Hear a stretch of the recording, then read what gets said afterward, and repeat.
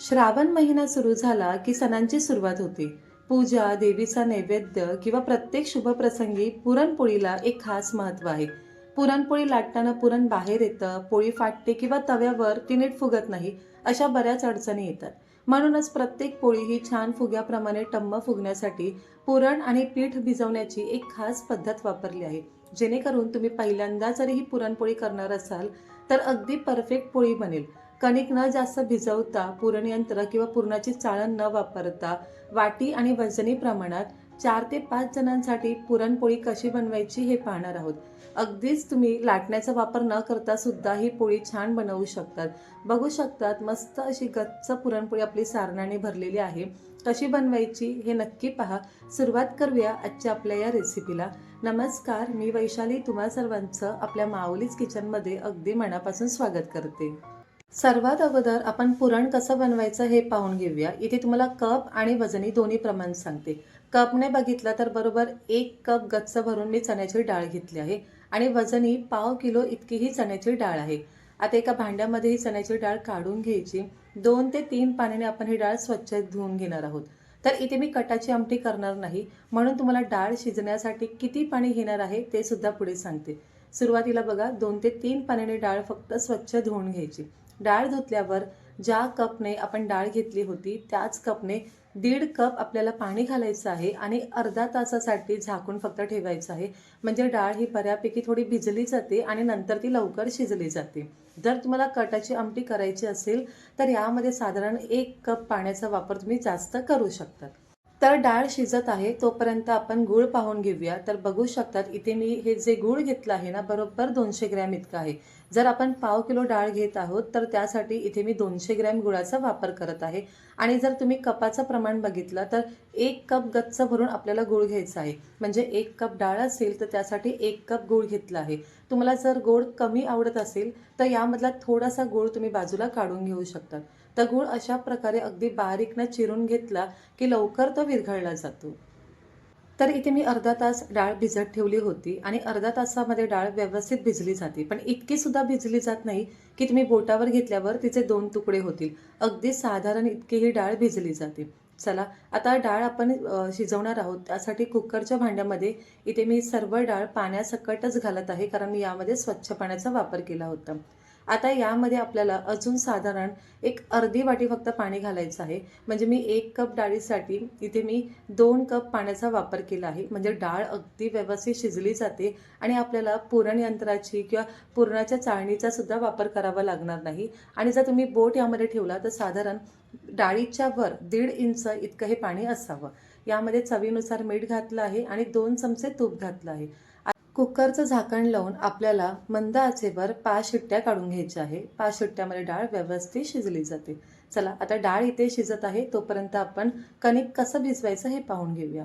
सारख्याच कपने इथे मी 1 कप गच्च भरून गव्हाचं पीठ घेतलं आहे आणि आता आपल्याला हे पीठ व्यवस्थित चाळून घ्यायचं आहे. तर कधीही चाळताना मैद्याची जी चाळण असते ना, बारीकवाली, त्याने चाळून घ्या. म्हणजे जो कोंडा असतो तो पूर्ण निघून जातो आणि जे पीठ आहे ना, अगदी एकसारखं राहतं आणि त्यामुळे पोळी लाटताना जराही ती फाटली जात नाही. अगदी मैद्यासारखं हे पीठ तयार होतं.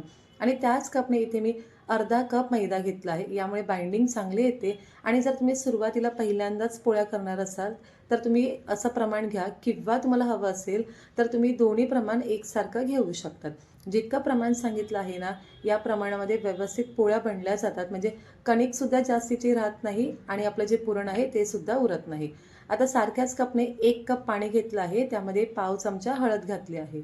आता आपण या पिठामध्ये चवीनुसार मीठ घालायचं, 1 पळी तेल घातलं आहे आणि जे हळदीचं पाणी केलं आहे ना, थोडंसं आपण घालून पीठ मस्त असं मऊसूत भिजवून घ्यायचं आहे. हळदीचं पाणी यासाठी घातलं आहे जेणेकरून आपल्या पोळीला एक मस्त असा सुंदर रंग येतो आणि पोळी दिसायला सुद्धा अगदी सुरेख वाटते. चला, थोडंसं पाणी घालून कणिक अगदी मस्त मऊसूत मळायचं आहे. तुम्हाला जेव्हा मळल्यावर असं वाटेल की जसं तुम्ही मैद्याचंच हे पीठ भिजवलं आहे. 1 कप गव्हाचं पीठ आणि अर्धा कप मैदा यासाठी बरोबर मला 1 कप हळदीचं पाणी लागलं आहे. तर आता तुम्हाला दिसताना असं वाटेल की हे पीठ माझ्या हाताला खूप चिकटलं आहे किंवा पातेल्यापासून वेगळं होईल की नाही. तर यामध्ये मैदा घातला आहे. मस्त असं एक छान याचा मऊसूत गोळा तयार होतो. आता यामध्ये अर्धा चमचा आपल्याला तेल घालायचं आहे आणि छान हे जे पीठ आहे ना आपल्याला हे भिजवून घ्यायचं आहे, चांगलं मळून घ्यायचं आहे. साधारण फक्त एक 2 ते 3 मिनिटं. 2 ते 3 मिनिटामध्ये मस्त असं आपलं हे पोळीसाठी लागणारं पीठ भिजलं जातं. तुम्हाला खूप जास्त भिजवायची गरज लागत नाही किंवा पाण्यामध्ये सुद्धा हा पिठाचा गोळा ठेवायची गरज लागत नाही. अगदी लवचिक असं हे पीठ आपलं तयार होतं. या पिठापासून जेव्हा तुम्ही पोळी लाटणार ना, मस्त अशी पोळी लाटली जाते. जराही बाजूला तडा जात नाही किंवा पिठाला कुठेही चिरा जात नाही. बघा पीठ मस्त असं एकसारखं मळून झालं आहे. तर इथे मस्त असं लोण्यासारखं आपलं पीठ बघा तयार झालं आहे. जरी आपण गव्हाच्या पिठाच्या पोळ्या केल्या तरी त्या छान होतात. आता यामध्ये सर्वात शेवटी आपल्याला अर्धी पळी तेल घालायचं आहे आणि सर्व पिठाला तेल व्यवस्थित लावून आपल्याला फक्त 10 मिनिटं हे तेलामध्ये भिजवत ठेवायचं आहे. जर तुम्ही पहिल्यांदाच पुरणपोळी करणार असाल तर सुरुवातीला तुम्ही पुरण बनवून घ्या आणि त्यानंतर तुम्ही कणिक भिजवलं तरी चालेल. बघा 5 शिट्ट्या मंद आचेवर दिल्यावर इथे डाळ अगदी व्यवस्थित अशी शिजली आहे. आता हातावर घेऊन बघायची डाळ अगदी बघा तुम्हाला मस्त अशी बारीक वाटेल इतकी डाळ पूर्णपणे ही शिजवून घ्यायची.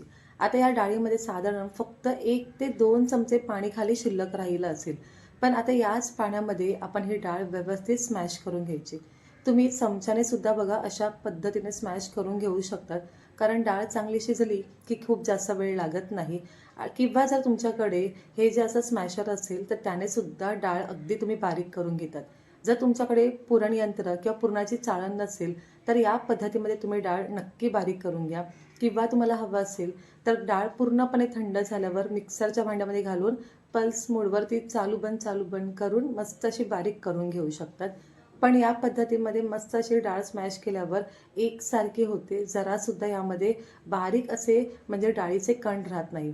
जर तुम्हाला हाताला असं वाटलं की यामध्ये डाळीचे कण राहिले आहेत तर तुम्ही सुरुवातीला अजून जास्तही स्मॅश करून घ्या किंवा 1-2 शिट्टी जास्त दिली तरीसुद्धा चालतं. चला इथे डाळ मस्त स्मॅश करून झाली आहे. आता ज्या आपण कपने डाळ घेतली होती सारख्याच कपने इथे मी 1 कप भरून इथे हा गूळ घेतला आहे. तर प्रमाण अगदी साधं सोपं आहे. 1 कप डाळीसाठी 1 कप गूळ घेतला आहे. चला आता इथे गॅस मी चालू केला आहे आणि गूळ पूर्णपणे विरघळून घ्यायचा आहे. आता इथून पुढे आपली जी प्रोसेस आहे याला साधारण एक 7 ते 8 मिनिटं लागतील. मध्यम आचेवर आपल्याला ही सर्व प्रोसेस करायची आहे. गॅस अगदीच बारीक करायची सुद्धा गरज नाही. फक्त मोठ्या आचेवर करू नका नाहीतर पुरण खालून हे लागलं जातं आणि मग व्यवस्थित ते होणार नाही. चला आता मस्त असं हे आपण पुरण बनवून घेऊया. गूळ घातल्यावर गुळाला पाणी सुटलं जातं आणि तुम्हाला हे मिश्रण सुरुवातीला खूप पातळ वाटेल. पण सतत तुम्हाला हे हलवत राहायचं आहे.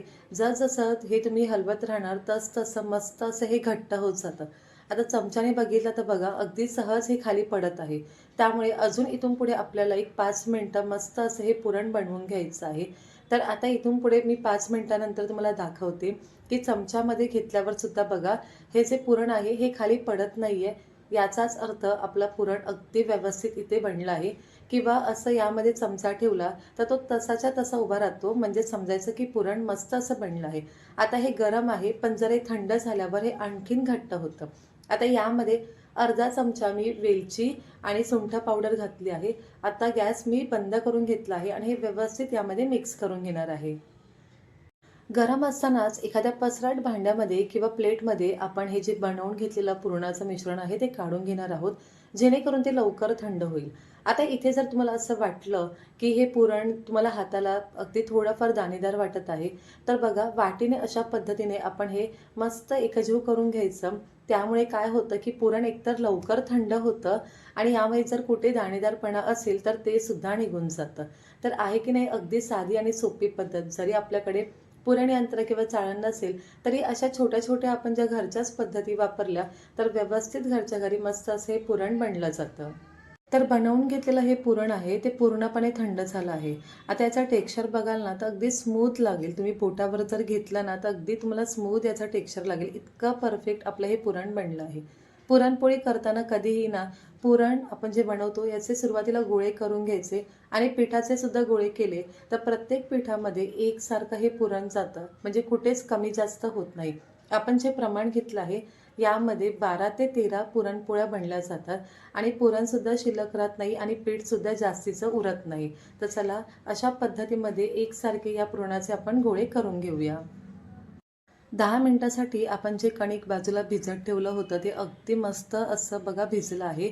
एकसारखं हे पीठ छान झालं आहे. तुम्ही बघितलं तर तुम्हाला लोण्यासारखं हे पीठ वाटेल. आता फक्त सर्वात शेवटी तेलाचा हात लावून साधारण फक्त मिनिटभर आपण हे छान असं मळून घ्यायचं आहे. तर इथे पीठ व्यवस्थित साधं मिनिटभर मी मळून घेतल्यावर बघा असा छोटासा लिंबाच्या आकाराचा पिठाचा गोळा घेतला आहे. तर इथे तुम्ही बघितलं ना तर पिठाचा गोळा हा छोटा आहे आणि मी पुरण आहे ना ते थोडं जास्त यामध्ये भरणार आहे. तर या पद्धतीमध्ये जर तुम्ही प्रमाण ठेवलं तर पुरण हे जास्त राहतं आणि खाताना भरपूर असं तुम्हाला पुरण यामध्ये भेटणार. आता इथे तुम्हाला काही याचा गोल गोळा वगैरे तयार करायची गरज नाही.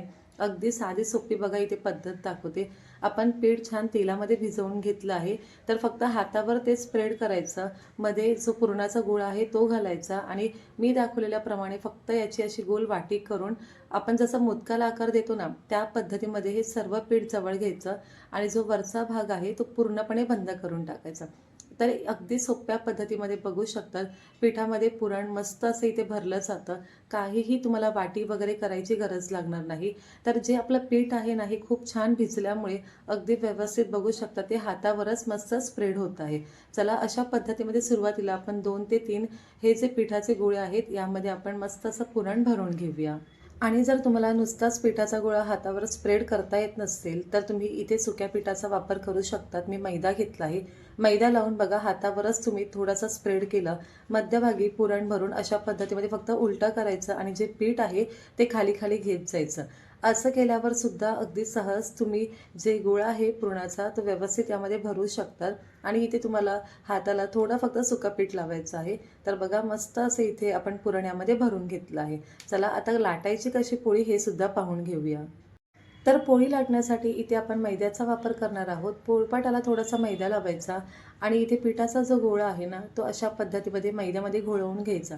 जे काही जास्तीचं पीठ आहे ना ते सगळं काढून टाकायचं.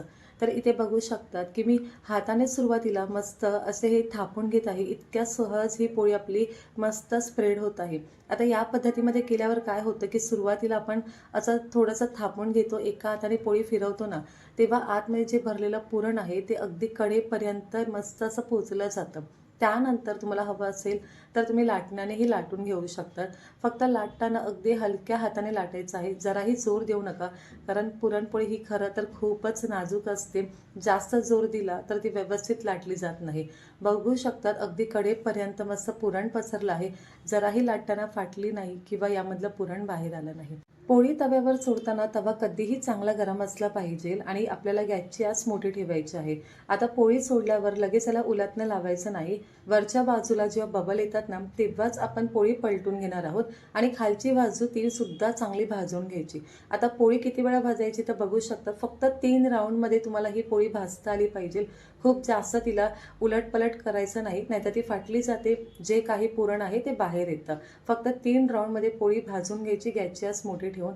इथे मी तूप लावून घेतलं आहे आणि बघू शकतात मस्त अशी इथे आपली पोळी छान भाजली आहे. तर अशाच पद्धतीमध्ये आता सर्व पोळी आपण छान लाटून मस्त अशी भाजून घेऊया.